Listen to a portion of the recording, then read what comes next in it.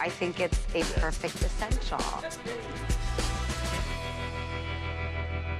I've never seen, I don't think, a more unusual end to a merry musical than that one. Well, do you think that they were trying to carry you through the Depression with a sort of optimism and a sense of humor, but at the end, they didn't want to say, we don't acknowledge... Right, I think they're saying, this is what we're leaving you with, you know, to think about this. Yeah. You know, they didn't want anything else mucking it up at the end. Well, and I think it was a very daring decision to do that. I agree. Because it was an enormously popular picture. But wow, that's a stinging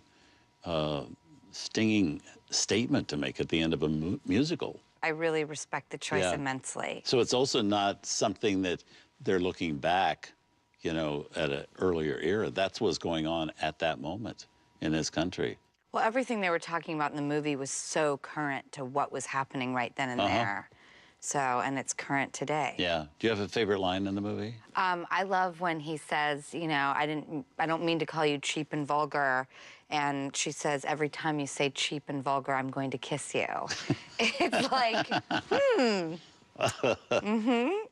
Love it. Yeah. It's just great and delicious. And they, you know, there was just a flair for dialogue then that was, you know, sort of controversial and yet made delicious.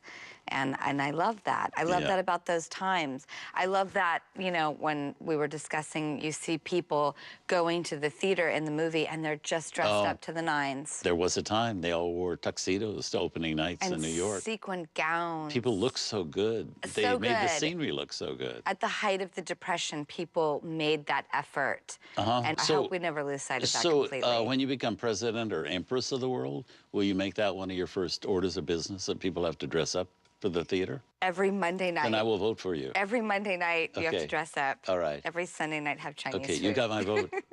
Okay, we're going to move on. Here's a sneak preview of the film we have for you next time on The Essentials. The Women, 1939. The Women is a movie all about men, and yet there's not a man in sight. This movie conjures up so many different emotions for me. Norma Shear and Joan Crawford together, rivals in real life, rivals on screen. I like that this movie is women writing about women. From 1939, The Women. That's next Saturday at 8 p.m. Eastern. You can find out more at TCM.com. Thanks for joining us for The Essentials.